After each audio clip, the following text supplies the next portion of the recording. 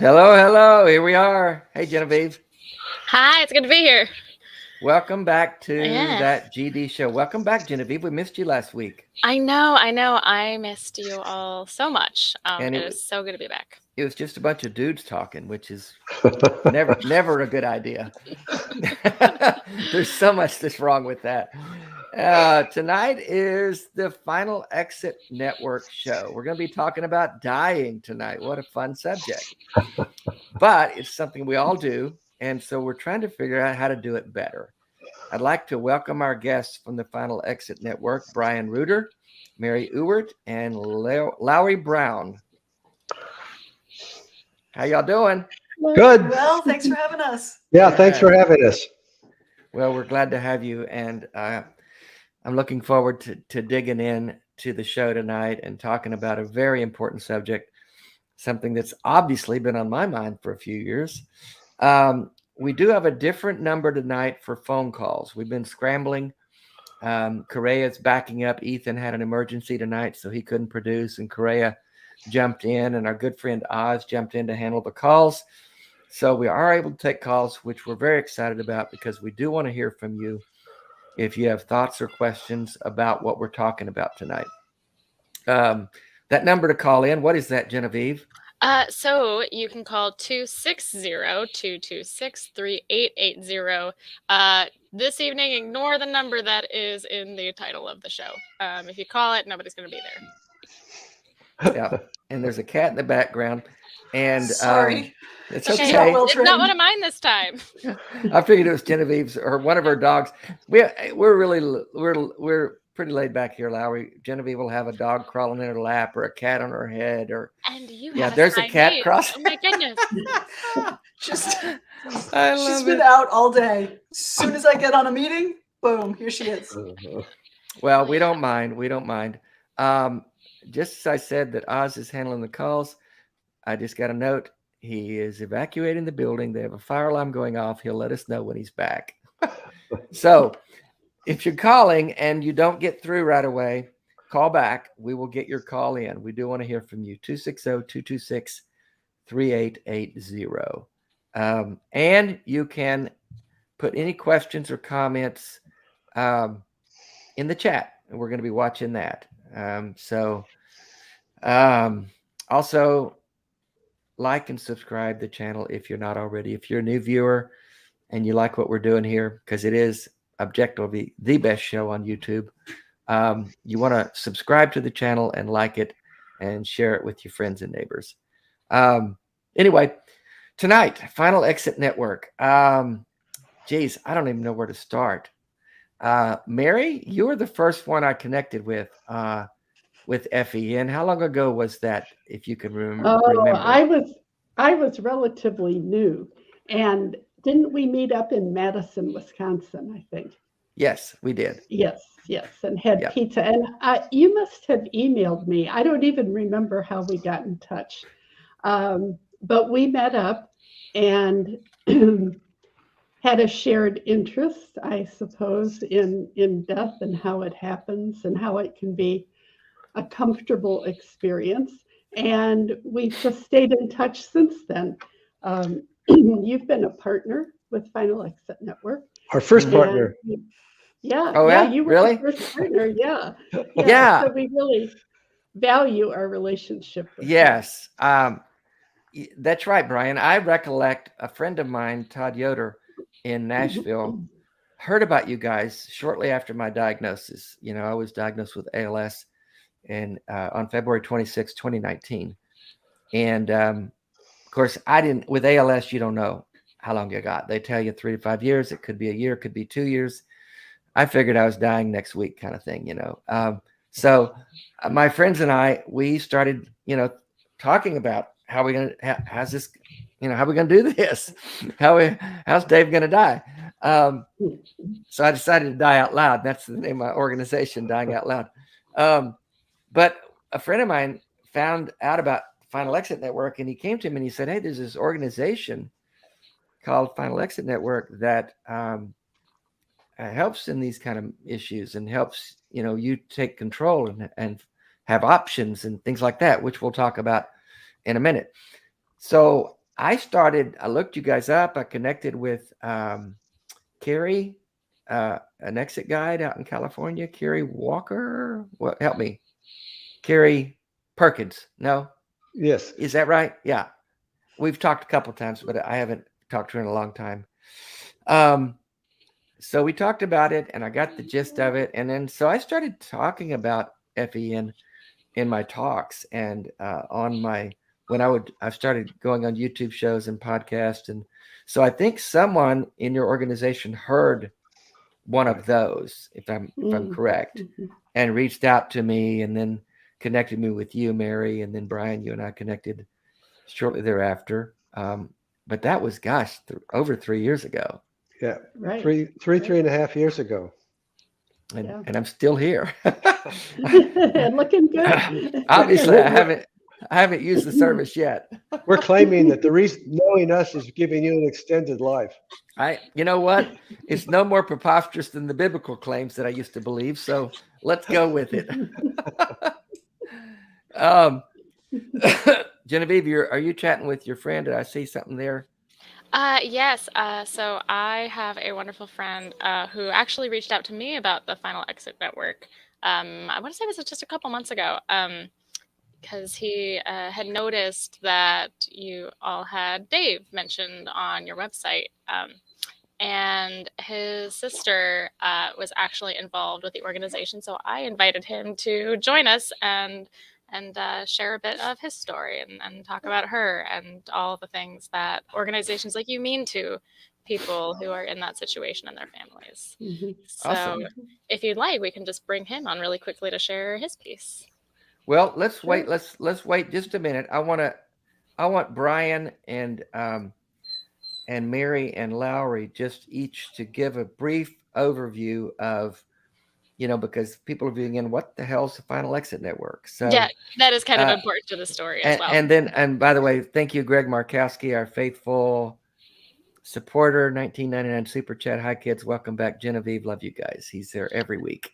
And we appreciate you guys. Brian, give us this snapshot elevator pitch. What the hell is Final Exit Network? Sounds morbid. So it's an 18-year-old exit primarily of volunteers who educate people on all of the legal ways for them to manage their end days. And so our mission is, and we do this all free, everybody except Mary and Lowry and one other person are volunteers. And basically what we do is we just try to keep people informed of things that they can do legally and safely to end their life if they decide that they don't want to suffer anymore. So that's sort of a very high level overview. I'd like to think we're really an education organization that helps people understand all the various options they have if they're suffering and want to die. Gotcha. So Final Exit is just what it sounds like. It's your final exit. It's exit stage left or stage right, but it's the last thing you do as a conscious person. Yeah. So I guess trigger warning, we will be talking about things like suicide and death. So if that's something you're not comfortable with, please, don't watch. It's just a necessary conversation in the world I live in with a terminal disease. It's something that has to be discussed. So I appreciate us being grown-ups about it and talking about it.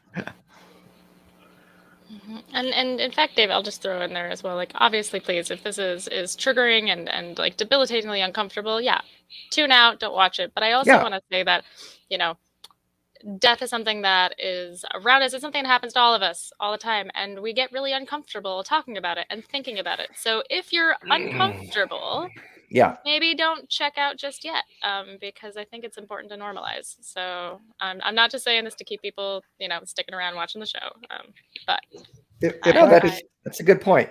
I would just say, Genevieve, that I think all of us feel that one of the most important things we can get for people is to have them start talking about this with their families and friends so they can normalize it. So it isn't such a horrible event for them. So it's one of the things we think is most important.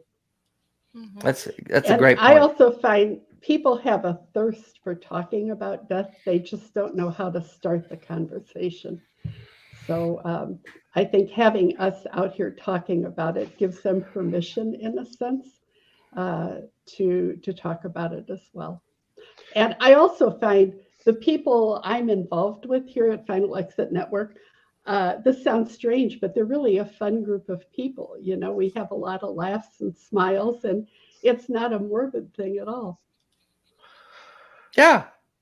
I see that. I started doing Dying Out Loud work about 3.5 years ago. Shortly after my diagnosis, I started talking about this stuff out loud, on shows, in person, speaking engagements, all kinds of things. And what I found, Mary, was a lot of what you were just saying.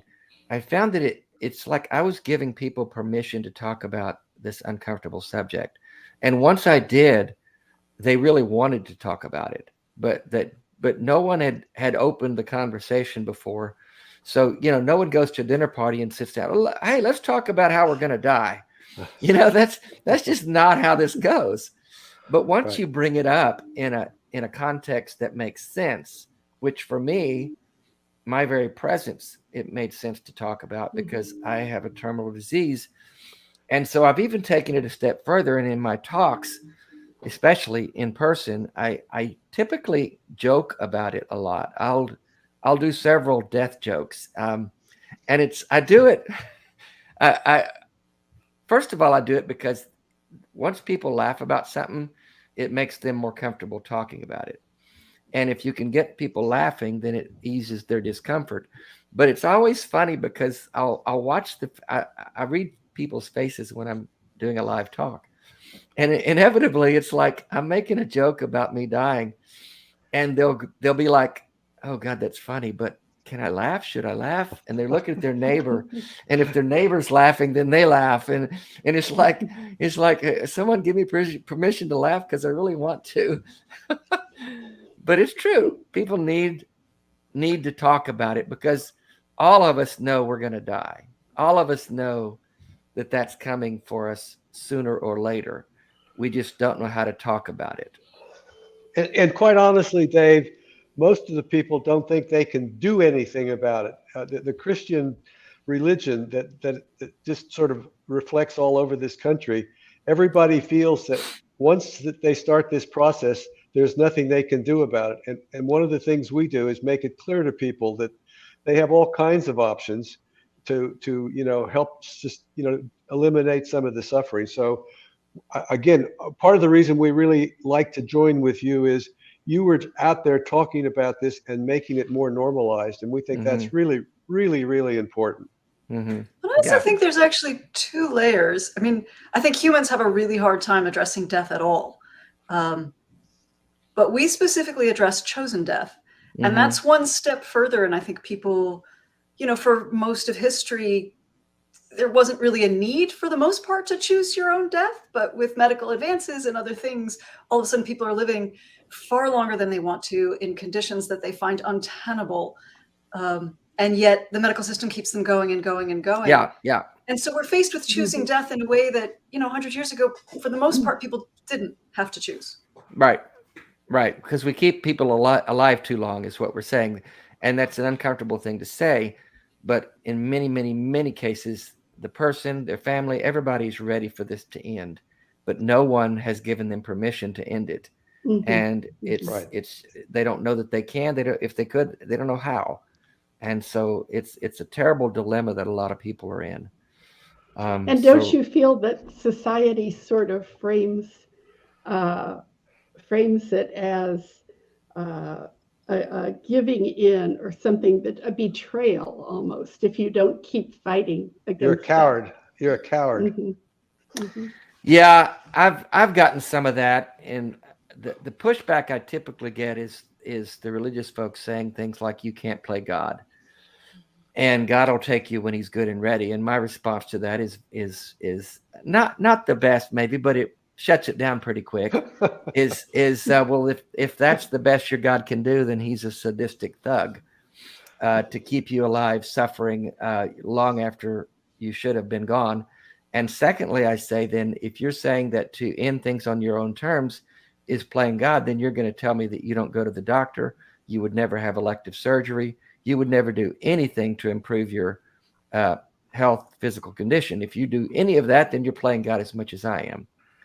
And that shuts it down too. So Dave, I tell people that I was raised Catholic, and they tell me that we have to wait and let God do this. And I tell them, I'm just trying to hurry up a little bit and get there faster. And how could he hold that against me if I just want to get there quicker? So yeah. And we got a couple super chats. Correa is good to remind me of those. We want to acknowledge those real quick. There's Greg. We saw you, buddy. Thanks again. 1999. We appreciate your support. And Dave, I see a comment here about not fearing death so much as the being alive part. And I think Lowry probably has had this experience talking with people, that it's not maybe that they fear death, they've accepted death, but it's how they're going to die that is the part that's really scary. Yeah. And that's your role is as the intake coordinator. Is that correct, Lowry? So my title is Client Services Director. So I manage the Exit Guide program. It's my job to make sure that we have the volunteers in place, that all the wheels are greased. Gotcha. So that we can serve people who need us. Okay, that's important. Jared, Jerbear, I don't fear death so much as I fear living. You just mentioned that, Mary. I missed that last super chat, Correa. We got a $9.99 from Jeff Garrett and a Kim Possible 666, of course. Thank you so much, Kim. Our regular heathen. There's Jeff. Yep, there we go. Thank you so much, Jeff. I love that y'all are having this conversation. Thank you. Yes, it is so important. And Kim said that I wish the idea of dying with dignity had been more prevalent 50 years ago when my dad was dying. Thank you for your advocacy. I cannot agree more. Yeah, it's a very important subject. And I really appreciate what you guys do. And I know you have a host of volunteers that keep the wheels running. Mary, your experience coming into this particular field was very personal. Do you want to share a bit of your story? Yes. So my then husband, he died in 2006 of ALS. Mm-hmm. And when we were much younger, he had a copy of Derek Humphrey's book, Final Exit. I had not heard of, this movement at all. And I said to him, "What's this about?" And he said, "We're all going to die, but we can have some control over how we die if we want to." So he had always had this idea that if he got a terminal illness like ALS, he wouldn't probably want to linger and suffer too long. And then oddly, he did contract ALS, and unlike your case, Dave, his was moving along really rapidly. Mm-hmm. And so we were living in England at the time. He contacted a group there called Friends at the End. And they, I have to say, that experience of talking with people who would talk honestly about what was happening and who didn't say, "We can't talk about this," or "We can't talk about that." No question was off the table. Mm-hmm. That was really freeing experience for both of us. And he decided to go to Dignitas in Switzerland. And that's where he ended his life peacefully. And, for me, of course, it was a tragedy, but the end was good because we had time to really be with one another in a very honest way. And I didn't have to watch him suffer knowing that he wouldn't want to do that. So that's what brought me to the movement. Right. And Right. yeah. And when That- I saw the job with Final Exit, I thought this is a way for me to give back to the Absolutely. the cause. Mhm. That I watched that documentary. What's it called? The About Suicide Tourist. the suicide tourist. Yeah. Mhm. Where can folks find that? It's a really well done film. I usually tell people if you Google PBS Frontline Suicide Tourist, there's a page on the PBS website. It has a Okay. link, and you can watch the film there.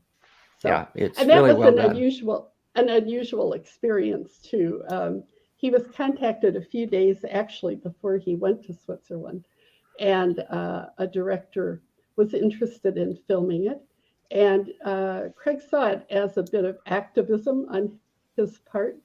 And so that's been a really interesting tool. And that, I think the film was released like in 2008, maybe. And I'm Mhm. still approached by people who say, "Oh, I just saw it," and it Yeah, was yeah. really, yeah. So I think it's having a long-term impact. Well, that's the thing about films and things. They stay around forever. Yes, They're going to be there. right. So people can find them. I have people finding my stuff weeks and months after I do it, years after I do it, and they'll reach out. We got a note from Darren Wright, I believe, who's living with Parkinson's. You get that for us, Genevieve? You Yes, can of read course. better. Shucks. So yeah, Darren Wright, a faithful viewer, thank you so much for your $9.99 super chat. Thank you for having this hard conversation. Living with Parkinson's disease, I don't know what my end may be like, but I definitely want to choose how and when I go out if I can. Peace and love to you all. Thank you, Darren. And I might just jump in there. I saw a chat earlier, a question about whether we had medical aid in dying, aka MAID, in this country. And then somebody else followed up that, yeah, we do have a number of states here that do allow for medical aid in dying, but not all states. And one of the issues thinking about Parkinson's is that medical aid in dying, it's a very limited criteria for who Yes. qualifies, and you have to be within 6 months of death. Yeah. So often with some of these diseases that can progress slowly over a long period of time, it might be a long time before two doctors are willing to say you're within 6 months of death. And so we at Final Exit Network go much more by quality of life, and we don't require that people be terminal and within 6 months of death, because there's a lot of diseases out there that are horrific, such as dementia, that you don't want to Parkinson's. go that long. Yeah. And ALS. Mhm. And I've said that often, and I've said that very thing, Lowry, that those laws, even in states like Oregon, I think almost all the states have patterned their law after the one you have in Oregon. Yeah. They're so restrictive that I would never use them, because if I'm within 6 months of death, as dictated by two physicians, not just one, then my quality of life has long since passed me. I'm so far gone. I will never get to within 6 months. That's just not something I'm willing to do in terms of quality of life. The quality is too important to me to give that up so that I can gain a little more quantity. That's just not a value system that I adhere to. So even the laws that we do have on the books right now are so restrictive that they're almost useless in many cases, depending on the kind of, if you've got a rapidly advancing cancer that's very painful, yeah, I could see where they could help someone like that. But some of these things are so slow, to Lowry's point, that these laws are almost useless in my view. And, in addition to that, and please correct me if I'm wrong, but I do understand that, when you are getting medically assisted death, they do constantly check in with you to make sure that you are, are you sure you want to do this? You can back out at any point, but at the same time, you have to be in the right state of mind to be able to answer this for yourself. And so if you have a disease like dementia or Alzheimer's, then you're sort of forced to make that decision, from what I understand, while you are still in that right frame of mind, because once you You pass that can't. threshold, you can't. Unfortunately, there's no dementia that progresses fast enough that you would have doctors. You have to be both competent at the time of ingestion and within 6 months of death. And there's no dementia Not where gonna both happen. of those things Right. go together. Yeah, No. Yeah. Mhm. So it's a useless law. for dementia. So, Right. Larry, you should talk about how we deal with dementia. I think that'd be interesting, Dave, if for just a second. Yeah. I was going to ask that follow up. Oh, absolutely. Well, we do accept applications from people with early stage dementia or advancing mild cognitive impairment.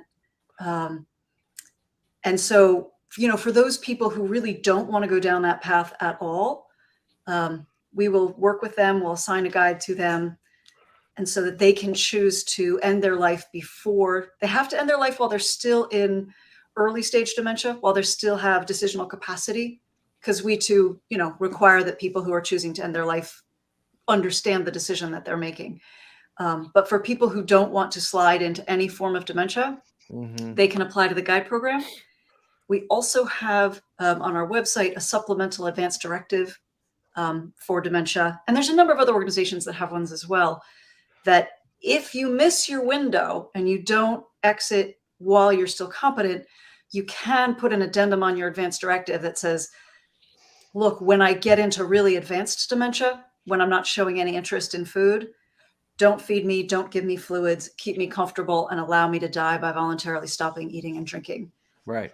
For many people, that's not ideal because you'd have to go through the moderate stage of dementia, but at least you can ensure that your healthcare representatives can make sure that that final tail end, which is so horrific, that you're not being spoon-fed and kept alive when you're just a jiggling bunch of protoplasm. Yeah, that's great. Thank you for clarifying and giving us info on that. Genevieve, since we've mentioned the suicide tourist with Mary's story, let's bring your friend Pierce in now and hear his story. Fantastic. Hello, Pierce. Hello. It's so good to see you. It's really nice to see you Hey, and everyone Pierce. here. Hello. Welcome to How the are y'all? Hi, show. Pierce. Hey, Pierce. Hello. It's good to see you, Laurie. Likewise. Yes. So tell us, Genevieve, Pierce, why are you here, Pierce? It's a good question. Yeah, I went to college with Genevieve, so that's the connection to the show.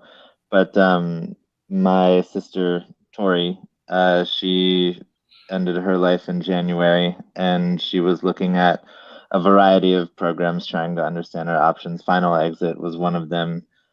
She ended up going to Dignitas in Switzerland, but she had a lot of guidance from the people at Final Exit, for which I'm very grateful. Thank you all. Wow. What was your sister dealing with, if you don't mind sharing, Pierce?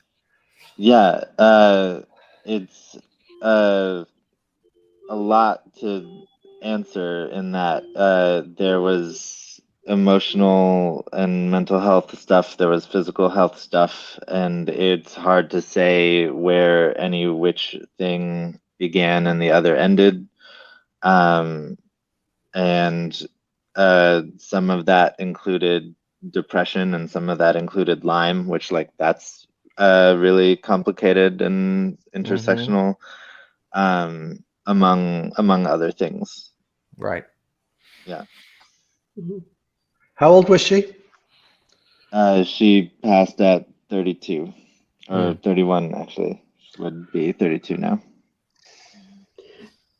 Yeah, it's So that's it sounds that she had what we would refer to as a constellation of issues. Yes. That, when taken all together, made her life untenable for her. Definitely. Yeah. Yeah. Yeah, in addition to your sister passing, I know that I've talked quite a bit about grief in the last couple of years, because both of us have lost parents fairly recently. And it is interesting when feeling that grief for an individual when it was their own, it was of their own choosing to end their suffering. So it is, I would imagine it's a combination of that same sadness and that same grief and that same loss, but also a bit of like relief and gratitude, because they did have the option to die with that dignity and with that choice. Yeah, definitely. I I felt a lot of feelings when my sister passed, and among them were a lot of relief, and also I still am very proud of her. It was not easy for her to make any of the choices that she made, and especially in overwhelmingly the model for the right to die is, or the model for choosing to end your life when you can get it in a state sanctioned way is the medical model. And it's interesting, the medical model in so many different frames is so problematic, including both the right to die movements and the disability justice movements, which are sometimes in tension with each other, and that's important to name. But they both absolutely agree that the medical models are not something that we want, and that there's those things need to be dismantled and resisted. And so all that is to say that, I think about my sister and also my mom, whom I lost, and like the ways that they passed. I do feel a lot of gratitude that they got such gracious, graceful exits as can be hoped for, currently anyway. Was there a lot of support for your sister's decision? Did you get pushback from family members and others? Tell us about that. Yeah, my sister had been talking about, or wanting to, and talking about ending her life for a very long time. And there was definitely mixed feelings within the nuclear and extended family about that. And she played it pretty close to the vest in terms of like when she made her actual plans, and getting the appointment with Dignitas took years of going through the application process. And Dignitas in particular, they are very resistant to take anyone who is not diagnosed with a physical terminal illness. And so she needed to like demonstrate a lot of like her commitment to the decision and other kinds of things in order to get accepted.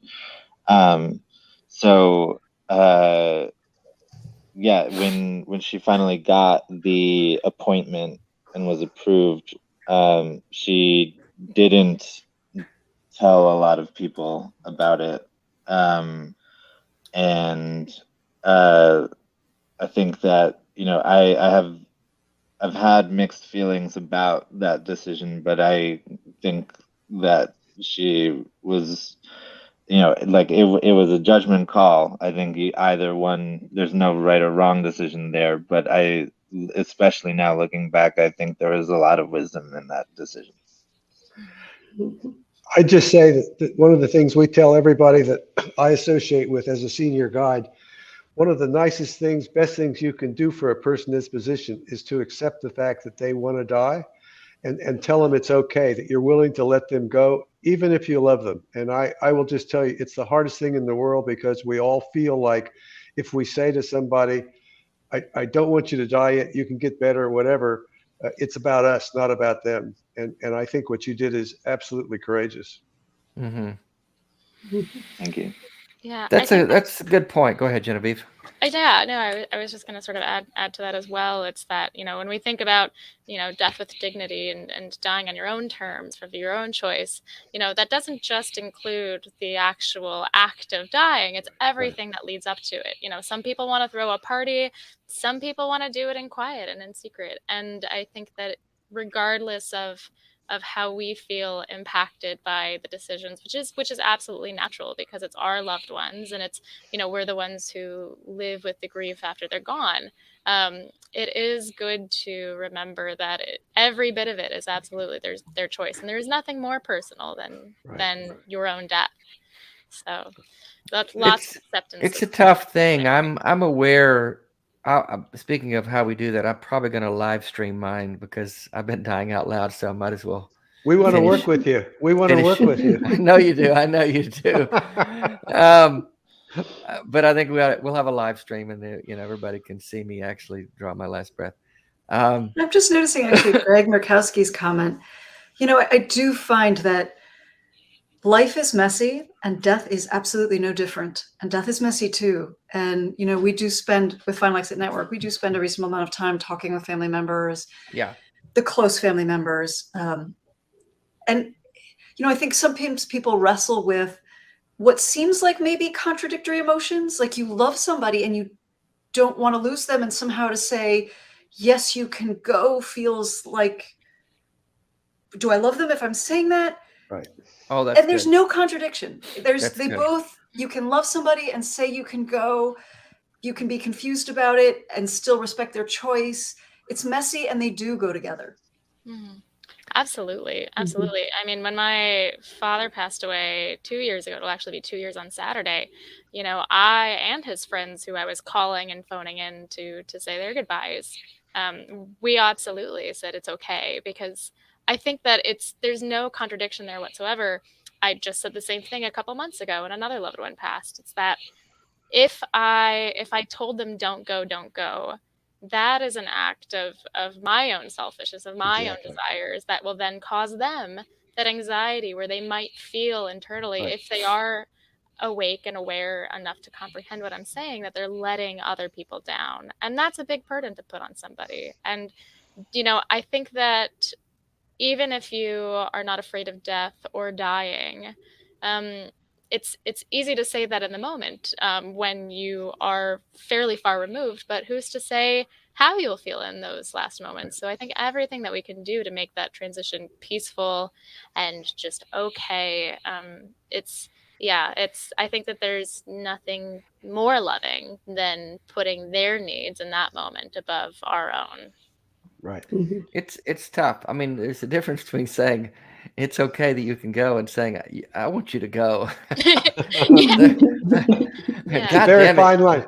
God damn it, go already. You're wearing me out here. But I'm acutely aware that when I do go, and I do talk about this a lot because of my situation, that I'm aware that it's going to be all the people around me that love me that it's going to be hard on. Right. I'm just going to go to sleep and not wake up.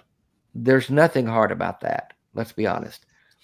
And of course, I have serious FOMO, so I'm going to put it off as long as I can. Fear of missing out. I don't want to miss anything that's going on, any of the party, because I love life and I love all that life has to offer and the moments that we can get. And so I wanted to mention this because the ALS community is divided into kind of two parts, if you will. Not by design, it just happens to be so. I had this idea when I first got diagnosed 3.5 years ago that I could either focus on doing everything I could to stay alive, chasing after a possible treatment or medical thing in other countries. And I knew of people going to China or Korea to get stem cell injections at $30,000 a pop, and trying every new thing that came on the market, even if it wasn't on the market, any trial drug. I could spend my time and energy trying to stay alive, or I could spend my time and energy living. But I realized I just couldn't do both. It was going to be a hard balancing act to focus on both at the same time. Now, I have managed to straddle that line a bit because of Bevan, my partner. she motivates me to want to stay around longer because she's great and I love life with her. What we have focused on of late is trying to find as many of the magical moments in life that are out there and going for them as much as we can. And we've been able to do that this year, primarily through 2 different ALS organizations that provide foundational grants for people in my situation. It's kind of like a Make-A-Wish Foundation, where they give people like me an adventure or a wish. What were you always wanting to do? And so you do. I say, well, I wanted to climb Mount Kilimanjaro or something. Well, we can't really help you do that because your arms and legs don't work very well. But it's something within reason, Dave. Come on. So one of the things I wanted to do was see Europe. I'd seen Europe, but Bevan and I couldn't go. So one group sent us to Europe. Another group sent us to go scuba diving in Hawaii, where I got to play with an octopus. Yes, unbelievable moment. It was just one of the most surreal, beautiful, magical moments of my life. And that wasn't planned. This wasn't in an aquarium. We were just scuba diving off the coast of Hawaii, and they found this octopus and brought it to me, and I played with this octopus, and he wrapped himself around my arm and my leg for like half an hour. It was unbelievable. I cherish that moment and that memory. Now, I can't take that to the grave with me, but the people in my life who got to enjoy that with me and vicariously watch me do that will have that memory to cherish. And we're doing a fundraiser to kind of give back. Bevan's doing a 60 at 60 trail run next March. You can see a link to that fundraiser on my website, daveoutloud.org. What we're doing is trying to raise money to give to ALS people who want to have an experience, an adventure, if you will. Now, there's some controversy. I know I'm talking too long, but I wanted to get this out. There's a few people that don't like that idea. We want you to raise money for people who need equipment or people who need access to something or a wheelchair or a ramp built at their home. Well, yes, those are needs too. And we don't minimize those. And there are, in fact, organizations that help with that. You can get medical needs paid for by Medicare and other places that provide for those things. And those are legitimate needs. But so are the moments, in my view. And for someone who's clearly dying, whose days are numbered, I find that the moments are more important. I'd rather have that than a wheelchair ramp. I'll figure the wheelchair ramp out. I won't be able to figure out how to go scuba diving without some assistance. That won't happen. The ramp's going to happen. It has to, if I stay alive long enough to need a wheelchair. But again, there's that option, as we're talking about tonight. So the point is, everyone has to choose what's important to them when faced with these life-ending decisions. And that's what leads us to Final Exit and the opportunity to make those, to have those choices. And I know, Brian, you and Mary and I have talked before that that's really what it boils down to, is choice. Having that choice. Yes. We don't care what choices our clients make. We just care that it is well made and carefully considered and well executed, whatever way they go. And I guess what we'd like to say is that we think that we should be moving toward a model where we don't have to ask doctors' permission, or we don't have to have lawyers say it's okay, that we really move toward a time when we recognize that it's our right and our ability to manage our end days if we want to, and to do it in a socially acceptable and safe way. Mm-hmm. Awesome. Yeah. I do want to say that we've got the ability to take calls now. If you want to join in this conversation, if you have a question about dying, how we die, what Final Exit offers, what the restrictions are, we're going to try to cover as many of those as we can. But you can call us with that question, that comment, 260-226-3880, or put it in the chat. Dave, I'd also like to just add really quickly to this point as well, and also to Brian, what you said is that, I hope that we have a future where not only do we not need to jump through hoops and get lawyers to decide, Right. what we should or shouldn't be able to do with our body, but we should also strive to have a system where there is no question if you will ever be able to afford, or you should rely on an outside organization for necessary things like wheelchairs and, medication and care whatsoever in any capacity. Right. That's super important. And thank you for the snap spears. Yeah, my radical homie. I will also say as well that I think this is why mindfulness and intention in general is so important, because you don't want to wait until you're faced with a terminal illness or you're faced with the prospect of death on the horizon to realize what is important to you, and that it often is those moments. It is those travels and adventures and connections that you make with others. So I know that life is exhausting. I mean, there are things far worse than death in so many different ways, and it can be really easy to disassociate and to check out a little bit. But I know that, at least in my own life, with how various deaths throughout the years have impacted me, that's really been my biggest takeaway, is to be present and to be grateful and to lean into those connections and moments, because they add up, and you're going to die eventually anyway. So enjoy it while you're here. But don't you think, Dave, that you're enjoying life more now that you know that there is an end that's maybe earlier than you like, that you're living life more fully? Yes, more fully and more present. That's a lot of what I talk about is not, it's called dying out loud, but it's really called living out loud. It's about living out loud and making the most of whatever time you have. I've said this many times, that it's kind of a gift I've been given, which is paradoxical to think about, but I've been given this end date, so to speak. It's not finite, it's not certain, but there's a pretty good window of what I can expect here. And it has forced me, if you will, to focus on living, to focus on what matters, to focus on the moments. Whereas when we don't have that, then we just kind of drift from day to day, month to month, year to year, and we may not get around to the things that are important, that do provide those moments. And so it is a privilege to have that basically forced upon me. Okay, now you know you're going to die sooner than you thought you were, or than you expected to. We don't ever know, but we have this life expectancy, they call it, right? And now that I know that, what am I doing with what I've got? How am I going to finish this story? How am I going to write the final chapters? And that has forced me to really hone in on that and talk about these things, and then go do these things. When they asked us when we're scuba diving, they called us that morning, said, by the way, we've got a little extra time this morning. If you want, you can jump out of a helicopter into the water. Hell yeah. Sign me up. Why would I say no?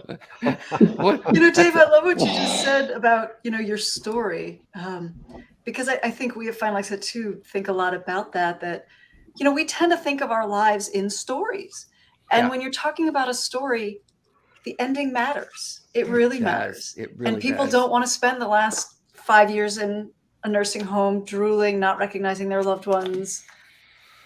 That's why they want to shape their final chapter. It's not about the length of the life. It's about the quality of it. I mean, we can say that, but it sounds like a fucking cliche, but it's so true.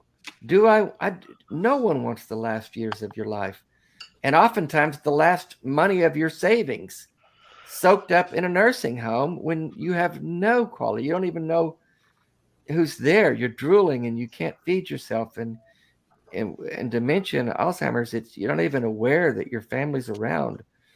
It's just horrible. It's just horrible. So yes, having those choices, having those options, so that we can choose quality over quantity is so important. But they're hard questions. So what do you do? How does Final Exit work? If I call up, I know, Pierce, you went through this. You guys looked into FEN as an option for your sister. I know I don't just call you, Lowry. Hey, I want to die. Can you fit me in next Thursday? Uh, 2:30, okay? yeah. Just kidding. What's the process? How does this work? And what are the pitfalls? Because everyone wonders, everyone says, well, it's a slippery slope. What if Johnny gets, Susie breaks up with Johnny, he's having a bad day. You're giving him permission to, so let's talk about all those tough questions. How does it work? Well, let me start with the process. Sort of in brief, people who reach out to Final Exit Network will speak first with one of our volunteer coordinators who are basically like end-of-life librarians. They listen, they understand what's this person need. They will often direct them in all sorts of different directions. It is amazing how death ignorant we are in this country, and the coordinators never know what kinds of questions they're going to get. Of the people who call in with questions or might be interested, it's really only a pretty small percentage who end up being appropriate for the Exit Guide program. Mm-hmm. But for those people who are appropriate, we have an application process. We ask them to submit a personal statement that describes what they're suffering from, what their quality of life is, and how their diagnoses impact their quality of life, to describe their values as it relates to end-of-life choice, and just to describe for us what it is they want. When you say appropriate for the program, unpack that. What does that mean? What's appropriate and not appropriate, for instance? You do like tough questions. I do. That's what we're about here. Yeah, no worries. Well, actually, coming back a little bit to what Genevieve was talking about, that the method of self-deliverance that we teach is the inert gas method. It's fast, it's reliable, it's comfortable, it's well tested. And I'm really sorry that my feline. No, it's fine. We want to see her face. You're much more likely to see the other end, I'm afraid. Yeah, okay. We've seen the ass. Now let's see the face. I know. But so there's a lot to be said that I like about using inert gas. The downside to using inert gas is that it does require a certain amount of physical ability. The tank doesn't weigh that much, but 13, 14 pounds. It's a stainless steel tank. You have to be able to attach a regulator. And unfortunately, again, our society is so uncomfortable with the idea of choice in dying that most states have laws. While choosing to end your life, suicide in legal parlance, is not illegal anywhere in the US or the District of Columbia, providing physical assistance of any kind is often illegal. Right. So we often get calls like, hey, my father's debilitated, he's bedbound with whatever.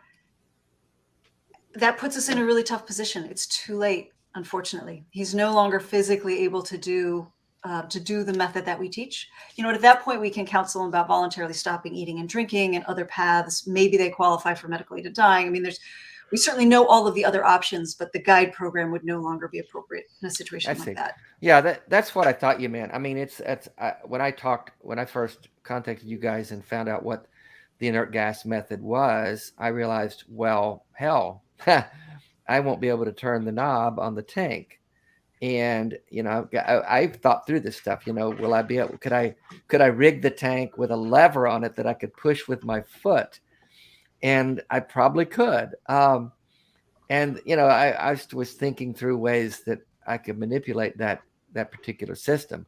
But I see what, that is a problem with that particular way of exiting, is that it's restrictive in terms of physical ability. The law basically forces us to be biased against those people whose physical disabilities mean they can't do the process themselves. Yeah. Yeah, because it's illegal to help someone to end their life, but it's not illegal to end your life. That's where I insert that joke. What are they going to do? Arrest me? Right. Yeah. See, it still gets laughs. Even at Dignitas, you have to be able to do it yourself. And I know that Craig had questions about, do I have to hold the drink? No, somebody else could hold the drink, but he had to be able to swallow it. So he was afraid he would lose that ability. Even with that, a lot of ALS people, can start in the mouth, and you can lose the ability to swallow very early on. Yeah. Mm-hmm. Yeah. So there's a lot of problems with any of this. Go ahead, Mary. I'm sorry. We talk about leaving time on the table. And even in his case, although it was advancing rapidly, he did leave some time on the table because he was afraid he wouldn't be able to swallow the drink.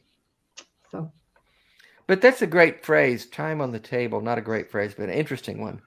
Because what quality of time would that have been? I mean, that's the thing. That's the thing I always look at. Yeah, I may have left some days, months, years. I may leave a year on the table, a year of existence, a year of staying alive. But how much living can I do in that year? And again, it boils down to what am I satisfied with? I hate to make this about me, but I'm the only one among us who's got a terminal illness, so it is about me. What constitutes the quality of life for me? And I've drawn that line in the sand one or two times and moved it already.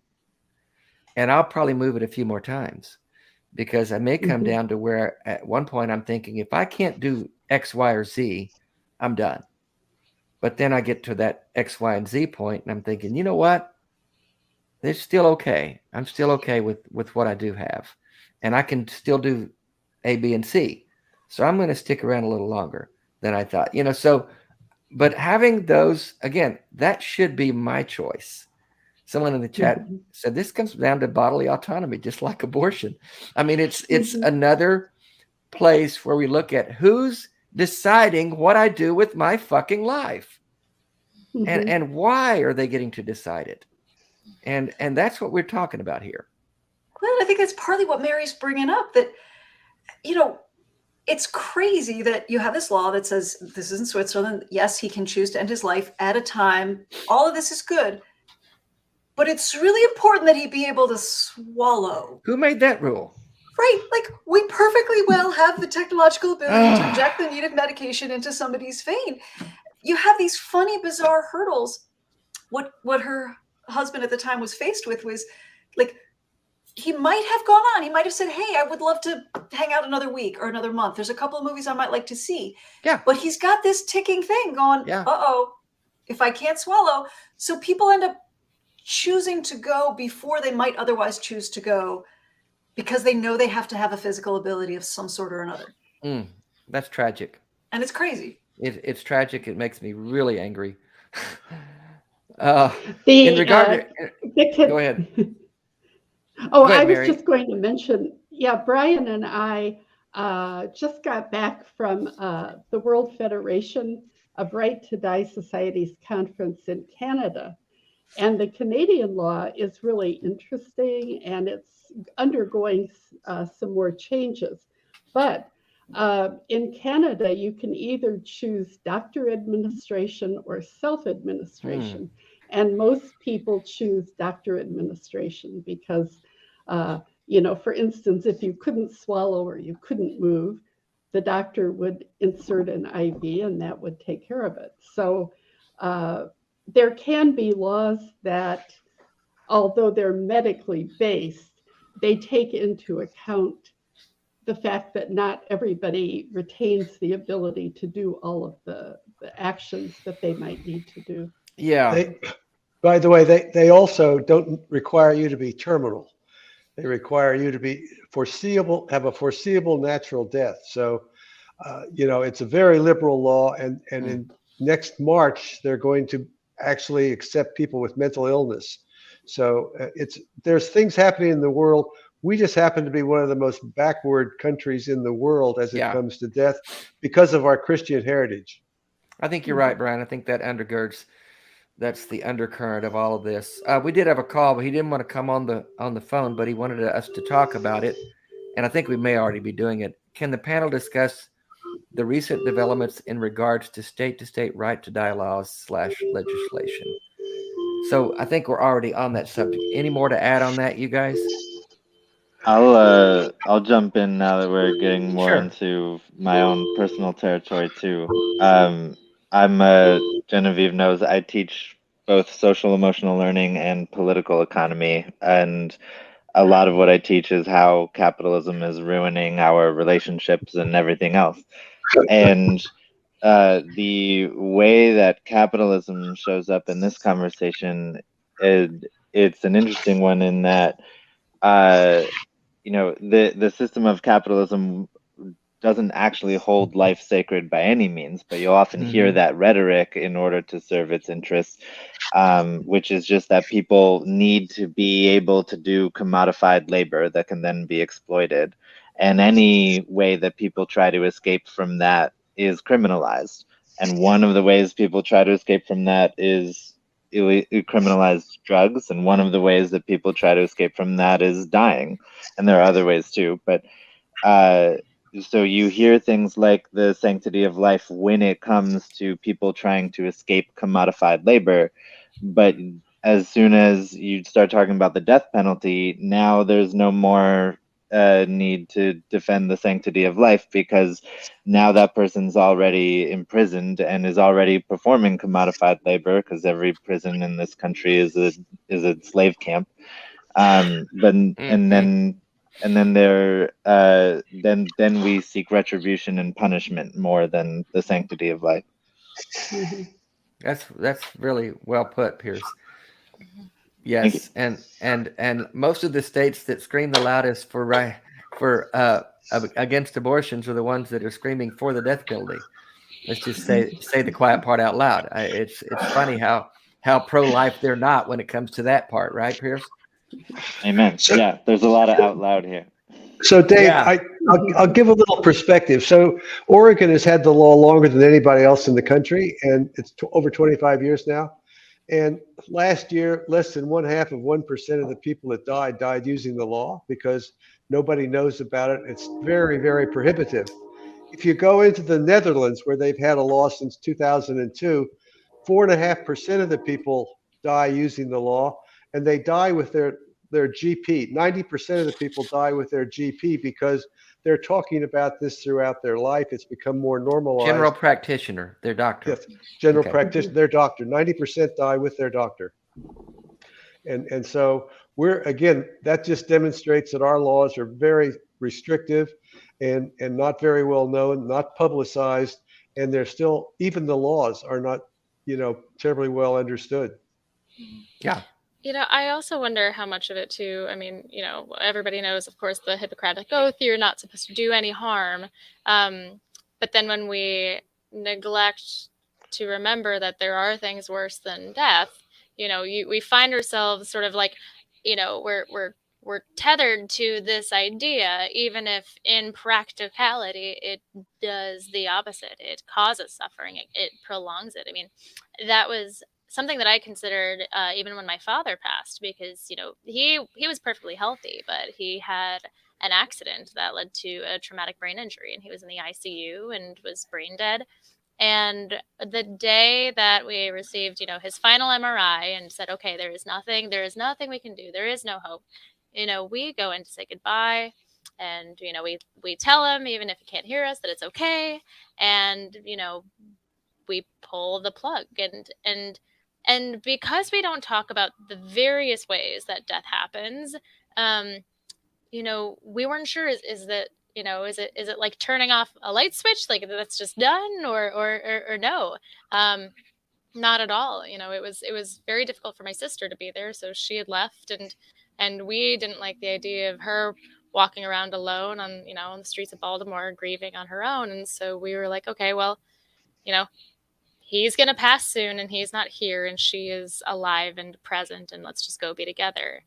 And we didn't think that we'd be leaving him alone for very long, but it was almost, a little after 10:30 that night that they called to say that he had passed. And it was that moment that I felt a lot of anger and conflict, and did I regret this? Because that meant that he'd spent 8 hours by himself when they knew he was going to die. Why do you have a nurse sitting there, hopefully not praying over him, because he would have hated that, but why couldn't they have just injected him with something that would have ended his suffering then and there, when we could all be present? Why do we have to just prolong this because we can't play God? He's already dead. But it's right. We have doctors deliver us into the world. I just don't know why doctors can't deliver us out of it. Yeah. Exactly. I think what reminds Brian me- touched on. Yeah, go ahead, Pierce. I'm just thinking about that case in Britain that got totally twisted by the right, both in Britain and here, as a case against public health care. There was a child who had a particular type of illness. I don't know a lot of the details, but a particular type of illness that the doctors where the child was living couldn't do anything for, and the child was going to pass pretty soon. There were other doctors on like a different part of the country who were willing to try an experimental treatment. But the doctors who had been seeing the child all agreed that like there's nothing wrong with the treatment itself per se, but in the transportation process of getting the child there would have been one of such pain that the doctors all agreed that it would have constituted child abuse because of that transportation process. And what you ended up hearing from the right was, we got death panels and they're deciding who lives and who dies, and they're making these sentencing choices.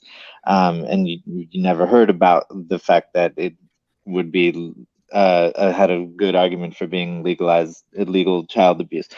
And so there's a way that all those things get so twisted, like do no harm in that context. Like how are you supposed to weigh those options, as though like there's this thing called harm that is in a box that's easily identified with like, Right. like a big warning label on it, and this is the harm box, and doctors don't go in there, but like other people can apparently. And like everything is relational and dialectical, and weighing out those things means that we're engaging imperfectly because life is messy. Indeed. Yes. Well put. Hmm. There's a question in the chat. We got Wonder, she, her. Thank you for your super chat. I can foresee. Go ahead and read that, Genevieve. My eyes aren't as good as yours. Of course. Wonder, thank you so much for $20. I can foresee my Catholic parents suffering more than they need to in the future. Any advice how to discuss this option if needed with someone religious? That is incredibly tough. That's That is tough. incredibly tough because, with Catholicism and a lot of Christianity, they do see ending your own life as, a big sin. It's Mortal a sin, they might call think it. Yeah. Exactly. So I'm Dave, I'd be curious to hear your thoughts as the perspective of an ex-Christian, and then of course everybody else is just I'm sure that you get calls from people who are religious and do have to weigh with this and struggle with it live when they're kind of going through this process. But I have to wonder if there's any sort of way to reframe the concept so that it does align a bit more perhaps with what they might consider a morally sound choice in the eyes of their God, who does not exist in my view, but Yeah. is very real to them. Well, let me hear from the FEN folks first. What have So- you guys dealt with in that regard? Well, we have ministers who are, not Catholics, but what I always say to Catholics and I don't say this facetiously, God gave us a free will to choose things that we want. And if we use that free will to choose to hasten our death, how can that God blame us for that? So I do think there's rational reason why a Catholic can see that there are circumstances under which God would, look the other way, so to speak. Yeah. And actually, there's a website, I think it's like Christians for VAD, Voluntary Assisted Dying, something like that, that actually does try to look at, especially medical aid in dying, and looking at the Bible and what the Bible does and what the Bible does not say. And the Bible doesn't actually ever, there's a number of people who end their lives in the Bible, and I don't think it's condemned in any of the places where it happens. And I'm not a biblical scholar, it's not my area of expertise, but Have you guys had pushback from well-meaning family members though, that are resisting these ideas? sometimes, I mean, people, we've worked with people of all sorts of different faiths. most people come around to what Brian was describing. Their relationship with their God is one of love. And for people who don't feel that, they don't tend to reach out to us. I did work with one gentleman they were all Christian, and he was still Christian, but the relationship that he had developed with his God was a more forgiving one, and one of wanting to care for him. And his family, I spent some time talking to them, and I was actually quite touched. They came around to the place, they gave me a call and basically said, like, look, we don't agree. We think this is a sin, but this is something he wants. And if he's going to go do it alone, we would rather that you be with him.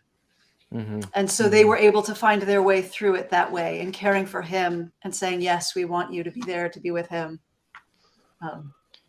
But, we do, if we run into a family that is really absolutely 100% opposed, that's very difficult for us. Yeah, I'm sure it must be if the patient, for lack of a better word, I don't know what client, if the client is for it, but the religious family members are resisting it, it's a tough call. I mean, but at the end of the day, do you say to them with loving care, well, it's the client's decision, or I mean, how do you manage that? It's a tight place for us to balance. When I was discussing earlier that laws prohibit any kind of assistance, where the Exit Guide program operates is very close to that law. Yeah. And unfortunately, the position that we're in, it's very, very easy to falsely accuse a guide of providing assistance. Any family member who is angry and feels that we have stepped in can easily just raise their hands and say, oh, there's no way he or she could have done that alone. So we have to be a little bit, we have to be a little bit more careful. And I don't like that, because I tend to feel that each person's life is their own, like that. It doesn't belong to their family members. Those are tough. Those are tough things. I'm sure they're hard to deal with. By the way, from my perspective, the cases that I've had where family has disagreed have not been over religious issues. It's been over issues. They either say their parent is depressed, or they don't think they should die. I had a case that in Colorado where the son, when he found out his dad had called the police on him. And I said, as long as the police are notified, we can't help you. Can I talk to your son? I called his son and I said, if someone was to remove the equipment so it looked like he died in his sleep, how would you feel? He said, oh, that would be okay. Oh my. And he let the death go forward because he was concerned about the social stigma associated with him having people think that he didn't love his dad enough or didn't want to take care of him. His dad had MS and was in really horrible shape. And yet it's a social stigma as much as it is a Catholic Christian stigma in this country. Yeah, that's a good point, because it's viewed to most of the outside. I mean, people view it as a suicide, correct? I mean, so they would look at it like, and there is that social stigma. Oh, my brother, my dad, my daughter committed suicide. And there's a social shame attached to that. Like we failed them somehow. Like the people around them should have made it better for them. And that's a horrible, horrible way to have to deal with. I mean, you Pierce have had to deal with that. Mary, you've had to deal with that. When a loved one chooses to end things on their own terms in ways, or maybe before most people would think they should, or whatever, people make these judgments, then people do look at you, I guess. It's tough, but it's not fair, but it happens. I think that people struggle to separate out the ideas that we largely have about suicide. Where there is a crisis hotline. This is a thing that will pass, and if you do it right now, you'll regret it, and it's a big, terrible mistake and a waste of your potential in your life. And they can't separate that from the very nuanced difference of this is something that is very well thought out. It's something that you're not making in crisis, but you're making after lots of deliberation and with jumping through lots of hoops. And I think it's so funny, once again, that we struggle to really wrestle with that nuance to a point where we can have more dignified laws around this in this country. But then we also are very anti-gun control because I mean, if you want to, demonize the act of suicide, then the easiest way for somebody to make a decision in crisis is if they have access to a firearm. Yeah. And even beyond that, there's lots of, it takes a bit more planning. Genevieve, I think over 20,000 people a year kill themselves with guns, commit suicide with guns. I think it's the biggest gun death statistic of all. I think more deaths by guns or suicides than in any other category. Genevieve, we're going to grab a super chat there. We got one. Would you grab that one for us? Yes, of course. Is that Zach Brannigan? Yes, thank you so much. Another faithful viewer. Dave, thanks for sharing your wisdom and love that you are love that you are seizing the day.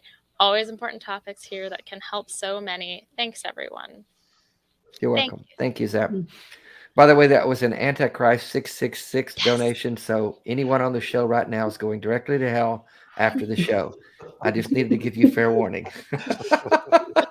I'll see y'all there. Okay, Yeah. we'll see you there. It's going to be a big party, Pierce. All the fun people will be there. Great time. So before we run out of time, what are the other? So if someone like me calls in and says, "Hey, can you help me with my exit?" and the mechanisms you have in place are not appropriate for me, it's not going to work for me. What's next? I think, Brian, you mentioned maybe with me or somewhere else that you guys were looking at other methods that may be in the works. Anything coming that we know of? Anything that you can share with us? I'll let Larry answer. She's more of an expert than I am on this, but we are looking at things. Well, certainly the method that I mentioned earlier, voluntarily stopping eating and drinking, in some ways is the easiest, and in some ways is also very difficult. It's a team sport. You've got to have support. You can't do it alone. In looking for other do-it-yourself methods that are faster and that don't require, I mean, VSED does still require some medical intervention because it requires palliative care of some sort. The Peaceful Pill Handbook, which is put out by Doctors Nitschke and Stewart, goes through a whole bunch of other different methods. They're all difficult. Some inorganic salts were showing some promise for a while. And I think this is an area where our society's tension or discomfort with chosen death really causes problems, because for us, we very much want people who, as Genevieve was saying, who are thinking carefully about it, who are putting their mind, who are choosing this out of self-love, not out of self-destruction. We want them to have access to their choices. But that is made so difficult right now that we have to sort of put the information out there, like, here are the methods, here's how you do it, because we have no other way to get it to everybody. That unfortunately means that all of that information is also accessible to those who are acting rashly, who have not had a chance to think about it, who are perhaps in a moment of despair and don't have the support they need.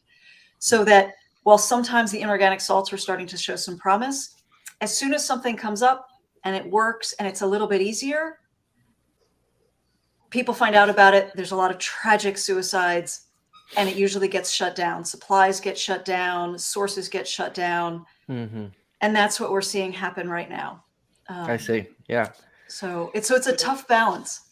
But The Peaceful Pill is a book that has at least 10 or 15 different ways for you to end your life with demonstration. And as Larry says, most of them are not very nice.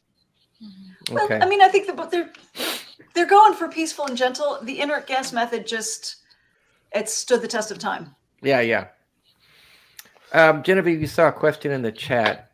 I did, and I know we touched have time this. for it. Yeah, we touched on this a little bit earlier. Yeah, Charlene asks, how do you balance disability issues and assisted dying?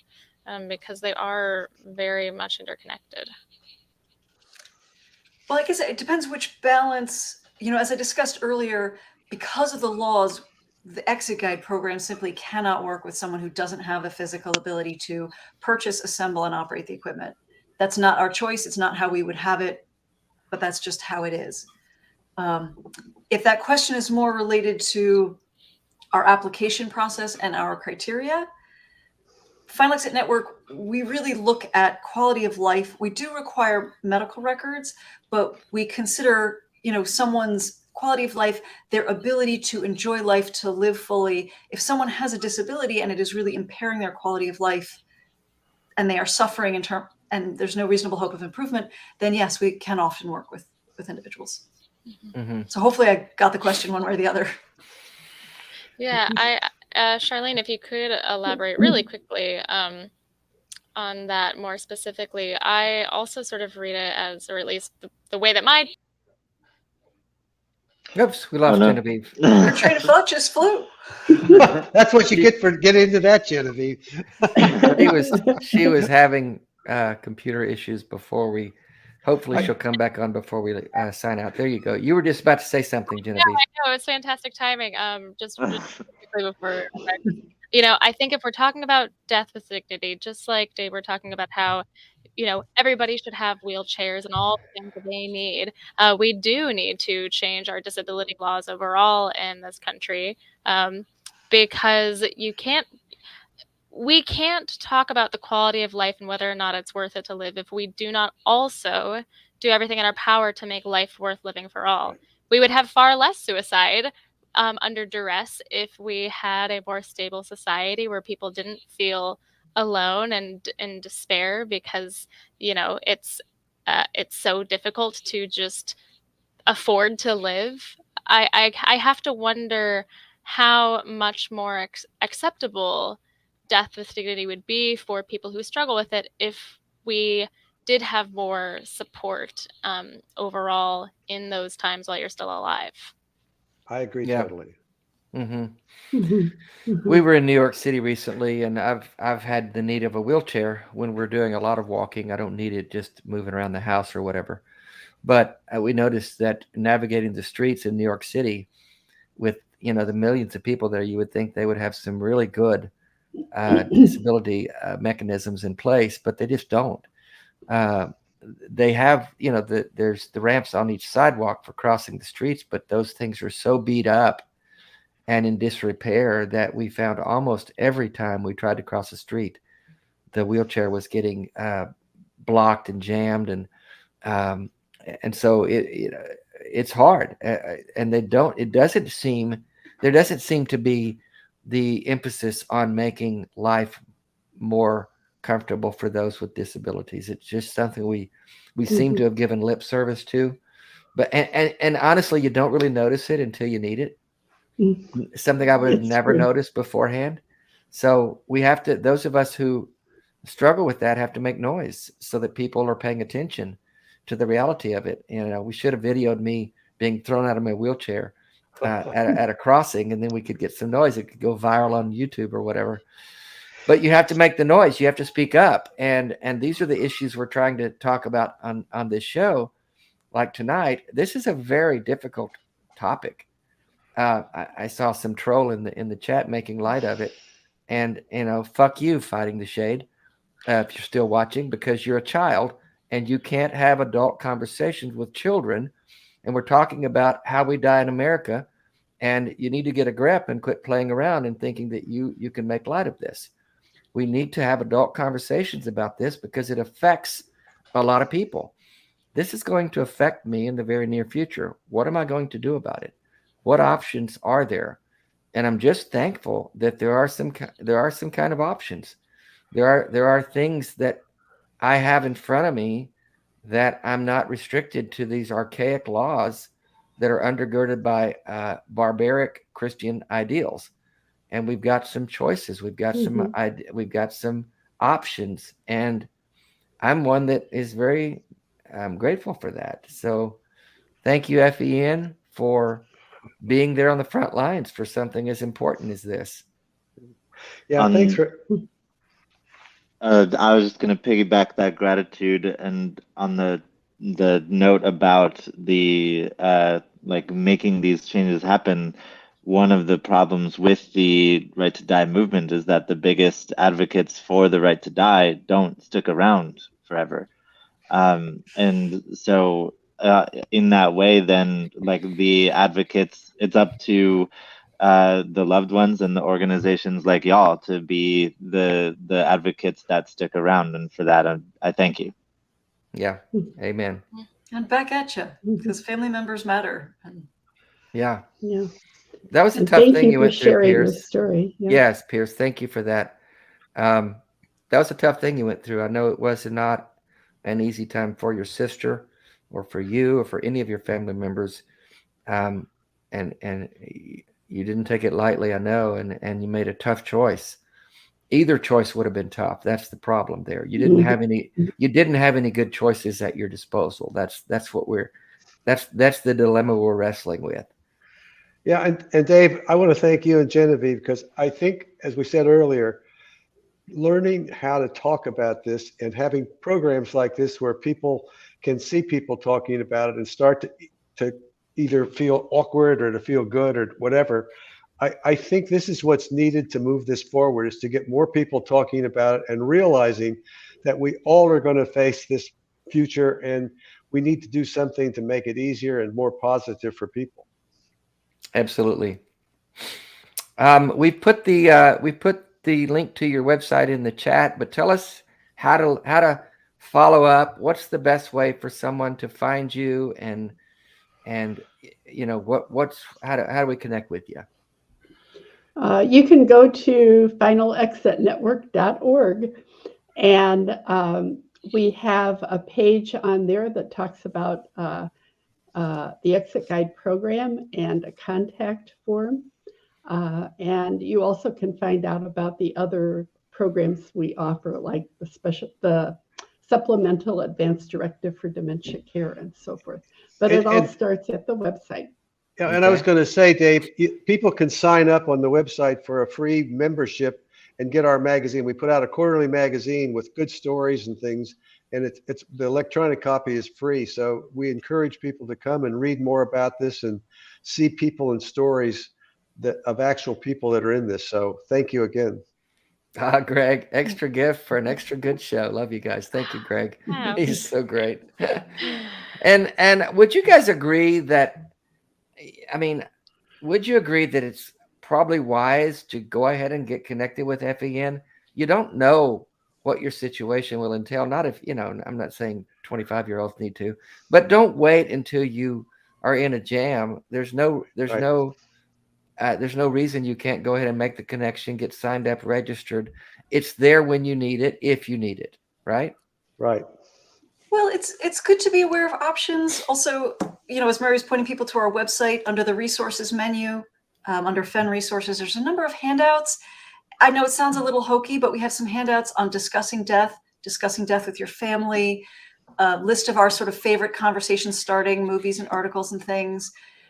We do find, we had talked about family members earlier. Don't spring this on them. It just makes it harder. Yeah, that's really good. Good resources there. You've got a legal team as well that helps you work through legal issues in each state and your situation. And Brian, you told me once, or maybe you did, Mary, what are the percentage of people that actually sign up with FEN that actually end up using the service? It's pretty small, right? I'll let Lowry answer that. She keeps all the numbers and statistics. Yeah. Well, actually, there's a little bit of a disconnect in that the service that we provide, the Exit Guide program, is free of charge and membership is not required. We want our service to be available to anybody regardless of income. Unfortunately, because of the laws, they have to buy their own equipment. We can't do that. Right. But FEN membership would entitle you to, as Brian said, to our monthly magazine. You'd kind of know what's going on. And it's to support the movement and to support what we do. But the guide program is kind of a separate thing. But actually using, like if I were to use this system to exit, there's a charge for that or not? No. Okay. No, our services are free of charge. I said you would have to purchase your own equipment. Right. I just wanted people to be clear on that. Yeah. And I've got also there's a link to FEN on my website, daveoutloud.org. We've partnered with you guys for years now, and are very proud. Yeah, we're happy to do that. I do talk about it a lot, and I believe in it, and I think it's a very needed service. So we're glad to have you guys on the show tonight. Any final words from anyone before we sign off here? So Thank glad you. to have the conversation. Thank you. Yeah, you're a great partner, Dave. Thank you, Mary. Appreciate Well, y'all. Thank you for coming on, Pierce, and sharing your story. And I'll partner with you as long as I can. I won't always be here, but I'll stay on as long as I can. And we'll keep talking about these very important topics. That's it. We appreciate everybody coming, and that's our show for tonight. Thanks, everybody. Thank